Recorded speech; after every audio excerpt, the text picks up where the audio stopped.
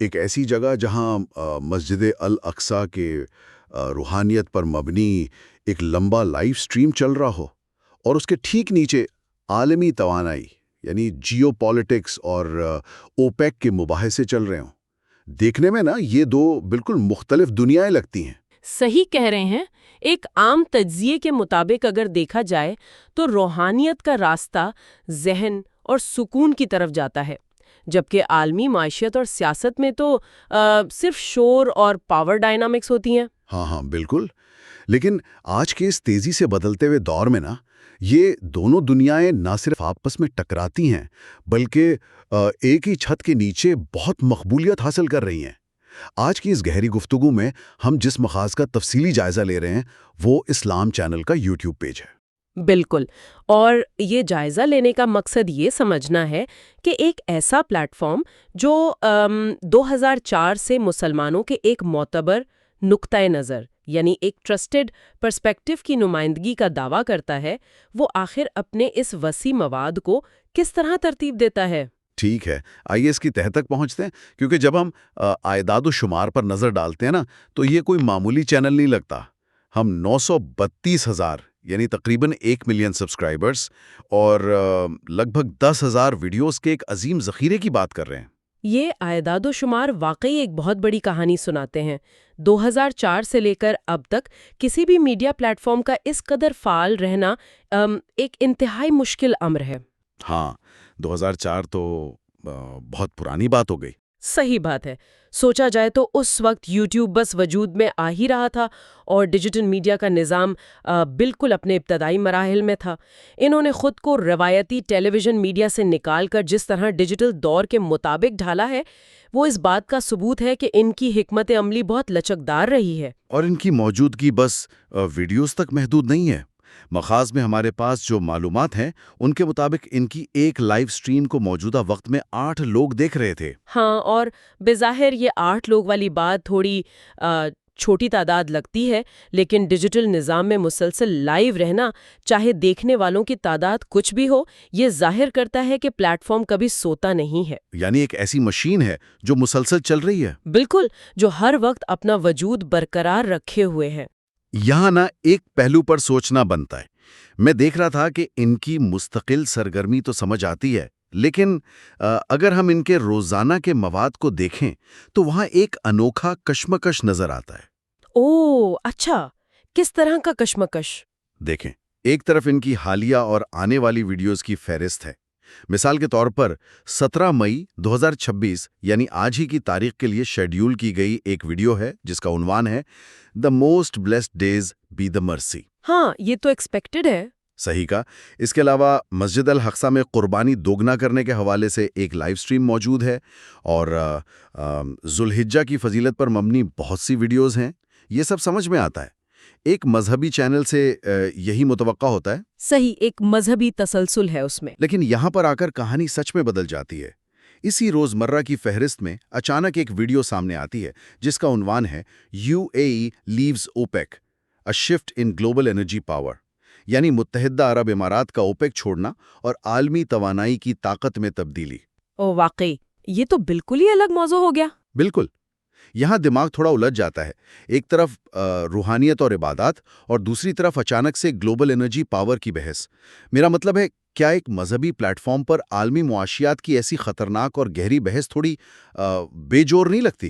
یہ بہت دلچسپ نقطہ ہے، اور یہاں جو چیز سب سے زیادہ حیرت انگیز ہے وہ یہ ہے کہ ہماری میڈیا کو دیکھنے کی عادت کیسی بن چکی ہے۔ یعنی ہم ہر چیز کو ڈبوں میں رکھتے ہیں۔ ایگزیکٹلی۔ عام طور پر میڈیا لینڈسکیپ کو ڈبوں میں تقسیم کیا جاتا ہے۔ مذہب کا ایک ڈبہ، معیشت کا دوسرا، اور سیاست کا تیسرا ڈبہ۔ لیکن اس پلیٹ فارم کی حکمت عملی اس بات کو نشانہ بناتی ہے کہ ان کا تجزیہ شدہ معتبر نقطۂ نظر صرف نماز کے اوقات یا روحانیت تک محدود نہیں ہے۔ تو اوپیک والا معاملہ کس خانے میں آتا ہے؟ دیکھیں، اوپیک کو تھوڑا واضح کیا جائے تو یہ ان ممالک کی تنظیم ہے جو عالمی سطح پر تیل کی پیداوار اور قیمتوں کو کنٹرول کرتے ہیں۔ اب UAE کا اس تنظیم سے نکلنا صرف ایک معاشی خبر نہیں ہے، یہ عالمی طاقت کے توازن میں ایک بہت بڑا بھونچال ہے۔ صحیح۔ اس چینل کے نزدیک ایک آدھنک اور باخبر شہری جو ان کی ٹارگٹ آڈینس ہے، اسے صرف روحانی تعلیمات کی ضرورت نہیں ہے، بلکہ اسے اس بات کا بھی علم ہونا چاہیے کہ عالمی معیشت کے فیصلے اس کی زندگی پر کیا اثرات مرتب کر رہے ہیں۔ زبردست تجزیہ ہے یہ۔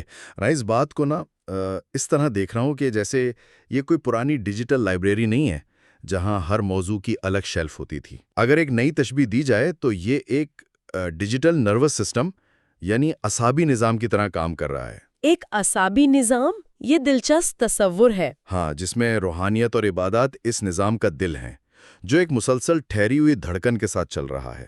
لیکن یہ جو معیشت اور عالمی سیاست کی ویڈیوز ہیں، یہ اس نظام کے پین ریسیپٹرز یا حواسی حصے ہیں جو دنیا کے ماحول میں ہونے والی تبدیلیوں کو محسوس کر کے دماغ تک پیغام پہنچاتے ہیں۔ واہ، یہ تشبیہ پوری صورتحال کو بہت عمدگی سے واضح کرتی ہے۔ لیکن پھر بھی ایک سوال تو اٹھتا ہے، کیا ان کے عام دیکھنے والے واقعی اس مقصد کے لیے وہاں آتے ہیں؟ میرا مطلب ہے، کیا واقعی ایک عام ناظر اوپیک اور گلوبل انرجی مارکیٹس کو اس گہرائی سے سمجھنا چاہتا ہے جتنی گہرائی سے وہ ذوالحجہ کی فضیلت سننے آتا ہے؟ یہ واقعی ایک ویلڈ سوال ہے۔ دیکھیں، ان کا یہ تجربہ ہمیشہ لاکھوں ویوز نہیں لاتا۔ مقاصے میں واضح ہے کہ اس اوپیک والی ویڈیو پر تقریباً 197 ویوز تھے۔ صرف 197؟ وہ تو ان کے ملین سبسکرائبرز کے سامنے کچھ بھی نہیں۔ بالکل، جو ان کے بڑے سبسکرائبرز کی تعداد کے مقابلے میں بہت کم ہے۔ لیکن یہاں بنیادی نقطہ ویوز کا نہیں بلکہ انٹینٹ یا نیت کا ہے۔ یہ پلیٹ فارم تنقیدی سوچ کو فروغ دینے کی ایک باقاعدہ کوشش کر رہا ہے۔ یعنی وہ ویوز کے پیچھے نہیں بھاگ رہے اس معاملے میں۔ ہاں، وہ اپنے دیکھنے والوں سے دراصل یہ کہہ رہے ہیں کہ ہم جانتے ہیں کہ دنیا کتنی پیچیدہ ہے اور ہم چاہتے ہیں کہ دنیا بھر کے بڑے معاشی واقعات کو سمجھنے کے لیے کسی اور جگہ جانے کی بجائے یہاں آ کر اس کا اثر سمجھا جائے۔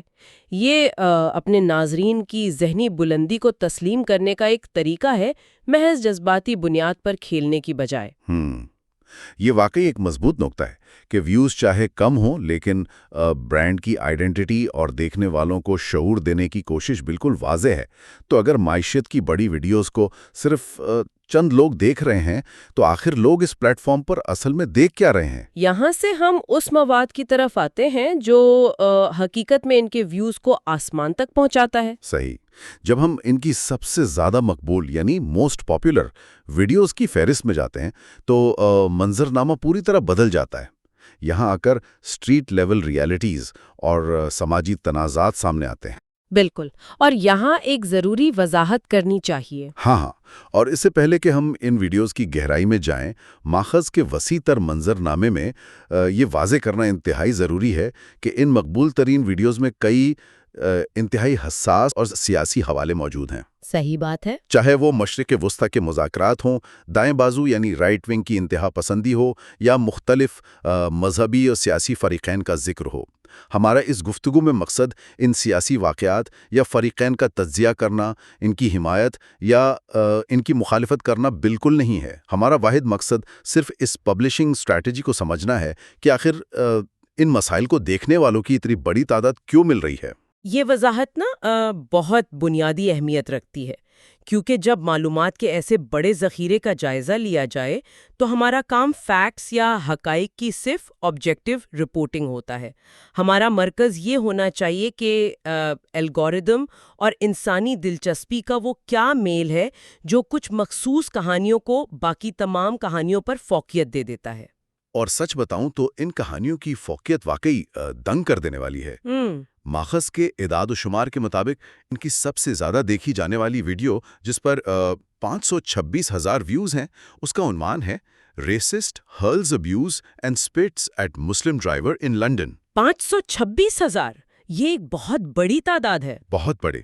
اور اس کے بعد 410,000 ویوز کے ساتھ ایک اور ویڈیو ہے جس میں برطانیہ کی سڑکوں پر دائیں بازو کے انتہا پسندوں کی جانب سے مساجد پر حملوں کو دکھایا گیا ہے۔ یہ دونوں ویڈیوز کسی ملک کی میکرو اکنامکس یا بڑی سیاست پر نہیں ہیں۔ نہیں، یہ بالکل زمینی حقائق پر مبنی ہے۔ صحیح۔ یہ بالکل سڑک پر ہونے والے نہایت تلخ اور عام انسان کی روزمرہ کی زندگی کے خطرات پر مبنی واقعات ہیں۔ تو میں سوچنے پر مجبور ہوں کہ کیا یہ محض سنسنی خیزی نہیں ہے، جسے ہم عام زبان میں کلک بیٹ کہتے ہیں، جہاں لوگوں کے غصے اور خوف کو استعمال کر کے ویوز بٹورے جاتے ہیں؟ یہ شک پیدا ہونا بہت فطری ہے۔ میرا مطلب ہے، کیا ایک معتبر پلیٹ فارم اس قدر جذباتی مواد پر انحصار کر کے اپنی کریڈیبلٹی متاثر نہیں کر رہا؟ میں سمجھتی ہوں آپ کا سوال، لیکن اگر ہم اسے بڑی تصویر کے ساتھ جوڑیں نا تو اس سوال کا جواب مکمل طور پر بدل جاتا ہے۔ اسے محض کلک بیٹ کہنا شاید اصل حقیقت کو چھپانے والی بات ہوگی۔ اچھا، تو اصل حقیقت کیا ہے پھر؟ حقیقت میں یہ پلیٹ فارم ایک ڈیجیٹل آرکائیو یعنی عوامی تاریخ کو محفوظ کرنے والے ایک عظیم ذخیرے کے طور پر کام کر رہا ہے۔ میں اسے تھوڑا واضح کرتی ہوں۔ روایتی یا مین سٹریم میڈیا کا اپنا ایک فریم آف ریفرنس ہوتا ہے۔ ہاں، وہاں تو خبروں کا انتخاب ہوتا ہے۔ بالکل، وہاں خبروں کا انتخاب ایڈیٹرز کرتے ہیں، جن کی ترجیحات اکثر بڑے سیاسی بیانیوں یا ریاستی مسائل پر مبنی ہوتی ہیں۔ ایسے میں لندن کی کسی عام سڑک پر کسی اکیلی گاڑی چلانے والے کے ساتھ ہونے والا واقعہ شاید مین سٹریم خبروں کی ہیڈ لائنز میں جگہ نہ بنا پائے۔ یعنی ان کی آواز بڑے اداروں تک پہنچی نہیں پاتی؟ ٹھیک اسی لیے متبادل پلیٹ فارمز وہاں آ کر کھلا پور کرتے ہیں۔ جب ایک مخصوص طبقہ یہ محسوس کرتا ہے کہ عالمی یا مرکزی خبروں میں ان کے زمینی حقائق یعنی ان کی مشکلات، ان پر ہونے والے حملے یا ان کے مسائل ان کو نظر انداز کیا جا رہا ہے، تو وہ ایسے پلیٹ فارمز کی طرف رخ کرتے ہیں جو ان کی کہانی ویسی ہی سناتے ہیں جیسی وہ محسوس کرتے ہیں۔ اچھا، تو یہ ویلیڈیشن کی بات ہوگی؟ بالکل، یہ 526,000 ویوز صرف ویوز نہیں ہے، یہ دراصل ایک کمیونٹی کی طرف سے ویلیڈیشن کی طلب ہے۔ یہ لوگ دیکھنا چاہتے ہیں کہ جو ڈر یا مسائل وہ روزانہ سڑک پر محسوس کرتے ہیں، کوئی تو ہے جو اسے ریکارڈ کر رہا ہے، اسے دنیا کے سامنے پیش کر رہا ہے۔ یہ تو سچ میں ایک نیا زاویہ ہے سوچنے کا۔ یہ تاریخ لکھنے کا ایک ڈیجیٹل طریقہ ہے جو ان لوگوں کے ہاتھ میں ہے جنہیں پہلے تاریخ لکھنے کا حق نہیں دیا جاتا تھا۔ یہ ویلیڈیشن یا تصدیق والا نقطہ واقعی بہت وزنی ہے۔ لوگ اس مواد سے جڑتے ہیں جو ان کے اپنے ذہنی اور عملی تجربات کی آئینہ داری کرے۔ اور دیکھیں، یہ صرف عام سڑک کی باتوں تک محدود نہیں لگتا۔ ہاں، اس کا دائرہ وسیع ہے۔ بالکل، مخاص کو مزید دیکھنے سے واضح ہوتا ہے کہ ان کی پوری پاپولر ویڈیوز کی لائن اپ اسی پیٹرن کو فالو کرتی ہے، لیکن مختلف پیمانوں پر۔ مثال کے طور پر، ان کی ایک انتہائی مقبول ویڈیو میں عالمی ادارہ اسکائی نیوز کا حوالہ ہے، جہاں ایک انٹرویو کے دوران نقشے سے ویسٹ بینک کی غائبگی پر سوال اٹھایا گیا، جس پر 1,90,000 ویوز ہیں۔ اور یہ عالمی میڈیا کی جواب دہی کا معاملہ بن جاتا ہے۔ صحیح۔ پھر آئرلینڈ میں ایک شخص کا کسی سائونسٹ گروپ یعنی اس سیاسی تحریک کے نمائندوں جو مشرق وسطیٰ کے حساس واقعات سے جڑی ہے، ان سے سامنا کرنے کی ویڈیو پر 1,07,000 ویوز ہیں۔ اولمپکس کے دوران فین کو روکے جانے والے واقعے پر 3,11,000 ویوز ہیں، اور یہاں تک کہ اسماعیل ہنیہ کی موت پر دنیا بھر کے رد عمل کی ویڈیو 82,000 لوگوں نے دیکھی ہے۔ یہاں دیکھیے کہ پیٹرن کس قدر واضح ہو چکا ہے۔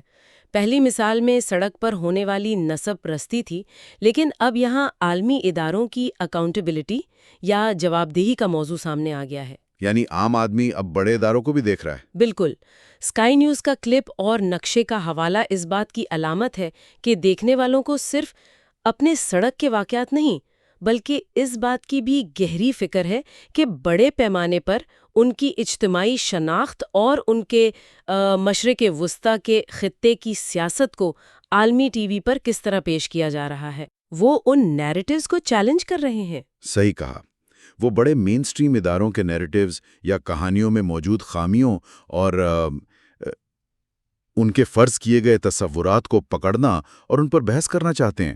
یہ ویڈیوز اس بات کو واضح کرتی ہیں کہ ڈیجیٹل دنیا میں اب خبریں صرف اوپر سے نیچے نہیں آتی، بلکہ عام دیکھنے والا بڑے خبری اداروں کے کردار پر بھی سوال اٹھا رہا ہے۔ میں بالکل اس حقیقت کو محسوس کر رہا ہوں، لیکن یہاں میرا ایک تحفظ ہے۔ اگر کسی پلیٹ فارم کا سب سے زیادہ دیکھا جانے والا مواد صرف اور صرف بائس، حملوں اور تنازعات کے ارد گرد گھومے، تو کیا اس سے ایک ایکو چیمبر نہیں بن جاتا؟ ایکو چیمبر یعنی جہاں بس ایک ہی آواز گونجتی رہے۔ ہاں، جہاں لوگ صرف اور صرف ناراضگی اور غصے کے جذبات کو ایک دوسرے کے ساتھ بانٹتے ہیں اور دنیا کو صرف اور صرف تعصب کے چشمے سے دیکھنے لگتے ہیں۔ میرا مطلب ہے کہ کیا یہ ذہنی صحت اور کسی طبقے کی مثبت سوچ کے لیے نقصان دہ نہیں ہو سکتا؟ میں مانتی ہوں یہ دراصل ایک بہت وسیع بحث کا موضوع ہے، اور اس میں کافی سچائی بھی موجود ہے کہ مستقل تنازعات کی کوریج ایک ایکو چیمبر پیدا کر سکتی ہے۔ تو اس کا کوئی حل ہے ان کے پاس؟ اگر ہم ماخذ میں دی گئی فہرست کو ذرا اور دھیان سے پڑھیں تو وہاں امید اور مثبت اعمالوں کی بھی مثالیں موجود ہیں جو اس جذباتی اضطراب کو متوازن کرتی ہیں۔ مثال کے طور پر انہی مقبول ویڈیوز کی لسٹ میں ایک ویڈیو لیسٹر سکوائر میں ہونے والے چاقو کے حملوں کے حوالے سے ہے، اور جہاں ایک عام شخص عبداللہ نے لوگوں کی جان بچائی تھی۔ بالکل، اس ویڈیو نے 1,05,000 ویوز حاصل کیے۔ اب یہ خبر ایک ہیرو کی کہانی ہے، یہ سرد کے حملے والی خبر کی منفی سرگرمی کا ایک مثبت جواب ہے۔ صحیح، یعنی صرف نیگیٹیوٹی نہیں ہے۔ نہیں، یہ اس نیریٹو کو توڑتی ہے جس میں صرف وکٹم یا مظلوم بننے کی بات ہو، اور اس کی بجائے ایک ایسے مسلمان کردار کو نمایاں کرتی ہے جو اپنے ماحول میں حفاظت اور قربانی کی مثال بن کر ابھرتا ہے۔ ہاں، اب سمجھ آیا۔ تو یہ ایک مکمل دائرہ بن جاتا ہے۔ ایک طرف جہاں اعصابی نظام اپنے پین ریسپٹرز کے ذریعے باہر کے خطرات جیسے نسل پرستی یا بائزڈ خبروں کو محسوس کرتا ہے، وہاں دوسری طرف ہیرو عبداللہ جیسے واقعات اس سسٹم کو ٹھہراؤ اور طاقت بھی مہیا کرتے ہیں۔ بالکل ٹھیک پکڑا آپ نے۔ یہ دکھاتا ہے کہ ان کا ڈیجیٹل آرکائیو صرف مصیبت کی کہانیوں تک محدود نہیں، بلکہ اپنی شجاعت اور مثبت کردار کی وسیع کا نویزی بھی کر رہا ہے۔ یہی وہ بنیادی تصور ہے جو اس پلیٹ فارم کے معتبر نقطۂ نظر ہونے کے دعوے کو طاقت بخشتا ہے۔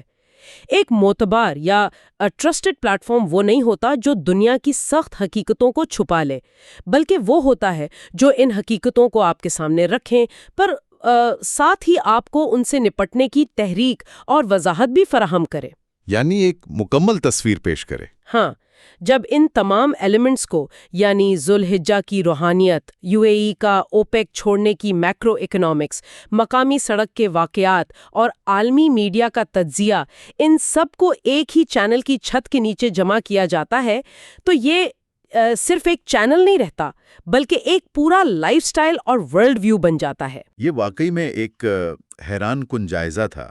ہم نے شروع میں جس اعصابی نظام کی مثال دی تھی وہ یہاں ہر لحاظ سے مطابقت رکھتی نظر آتی ہے۔ وقت کی کمی کو مد نظر رکھتے ہوئے اگر ہم آج کے اس تفصیلی جائزے کو سمیٹیں تو ماخذ کی معلومات یہ ظاہر کرتی ہیں کہ اسلام چینل جیسا ڈیجیٹل پلیٹ فارم صرف اس لیے مقبول نہیں ہے کہ یہ لوگوں کو نماز روزے کے مسائل سکھاتا ہے۔ بالکل نہیں، ان کا کینوس بہت بڑا ہے۔ صحیح۔ اس کی اصلی طاقت اس بات میں پوشیدہ ہے کہ اس نے عام انسان کی ضروریات کے مختلف حصوں کو بخوبی جوڑ دیا ہے۔ یہاں روحانی ٹھہراؤ بھی ہے، معیشت کی عالمی بلندی بھی، اور اپنی آواز ڈھونڈنے والوں کے لیے ان کی اپنی تاریخ لکھنے کا قلم بھی۔ اور اس جائزے کی سب سے بڑی اہمیت یہی ہے کہ ہم اس سے سیکھ سکتے ہیں کہ معلومات کی فراہمی کس تیزی سے متبادل پیمانوں پر بدل چکی ہے۔ ہم معلومات کی بھرمار کے جس انفارمیشن ایج میں جی رہے ہیں وہاں انسان کا ذہن بار بار مختلف ذرائع کی طرف بھٹکنے سے تھک جاتا ہے۔ یہ تو آپ نے بہت صحیح بات کی۔ لوگ اب ایک ہی جگہ سب کچھ چاہتے ہیں۔ بالکل، سننے والوں کے لیے یہ سوچنا اہم ہے کہ لوگ چاہتے ہیں کہ انہیں ایک ایسا یونیفائیڈ پلیٹ فارم ملے جو دنیا کو ان کی آنکھوں سے دیکھ سکے۔ یہ پلیٹ فارم ایفیکٹولی ان تمام چیزوں کو ایک جگہ مکمل ترتیب اور کانٹیکسٹ کے ساتھ پیش کر رہا ہے۔ یہ بات نہ میڈیا کے مستقبل کے حوالے سے بڑا اشارہ دے رہی ہے کہ آنے والے وقت کی کہانیاں کیسے اور کون لکھائے گا۔ سننے والوں کے لیے اس سفر سے نکلنے والا یہ نتیجہ واقعی سنجیدگی سے سوچنے پر مجبور کرتا ہے کہ آج کی معلومات کی دنیا کتنی پیچیدہ مگر کتنی گہرائی سے آپس میں جڑی ہوئی ہے۔ لیکن یہاں اس گفتگو کے اختتام پر اس عظیم ڈیجیٹل تبدیلی اور انہی حقائق کو دیکھتے ہوئے ایک بہت ہی سنجیدہ اور فکر انگیز سوال اٹھتا ہے۔ ایک ایسا سوال جو ہم نے ابھی تک مباحثے میں نہیں لایا لیکن آنے والے دنوں کی ڈیجیٹل کنزمپشن پر اثر انداز ہونے والا ہے۔